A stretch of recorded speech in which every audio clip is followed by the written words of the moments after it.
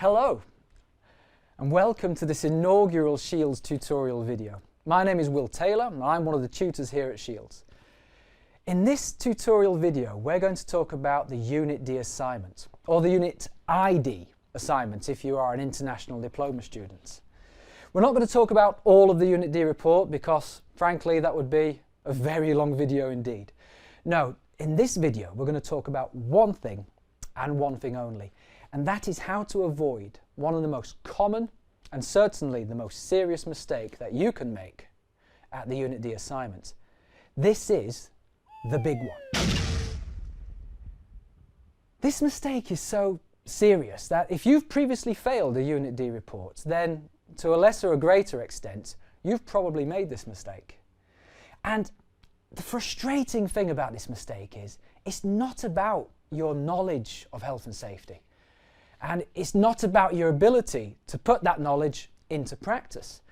This is about your knowledge of the guidance and whether you have the ability to write a professional and logically structured report to senior management. You see, there is something vital in this NEBOSH guidance document that many students miss. And it's surprising because it's almost like a secret, but it's hidden in plain sight. So over the course of this Sheilds video, I'm going to tell you what that secret is.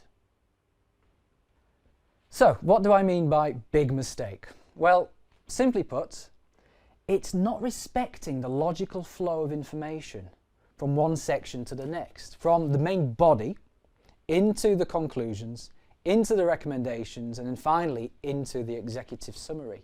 The guidance requires that each section follows on logically from the previous section. However, some students might break the flow by introducing new information, talking about something in the conclusions which wasn't mentioned in the main report, or mentioning something very important in the conclusions but then not following on with a recommendation.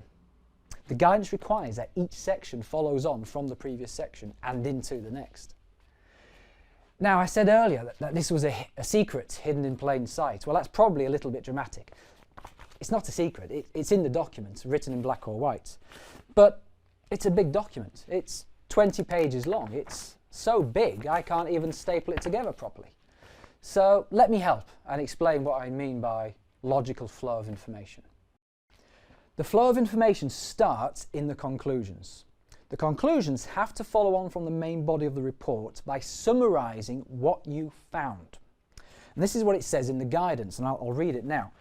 Conclusions. This section should provide a concise summary of the findings identified in the main report.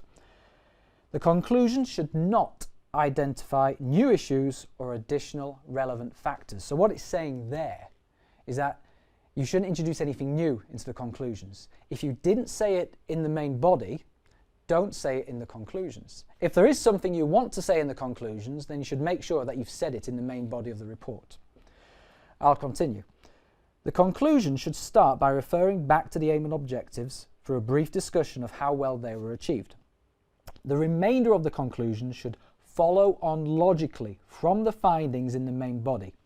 Candidates should identify the main findings, possibly by highlighting them on a draft of the main body to make sure that each of them is referred to in the conclusions. So what the guidance is saying there is that you should print off a copy of your draft report and take a highlighter pen. This one's pink, any colour will do. Go through your report and highlight each main finding. Each of those findings has to be summarised in your conclusions.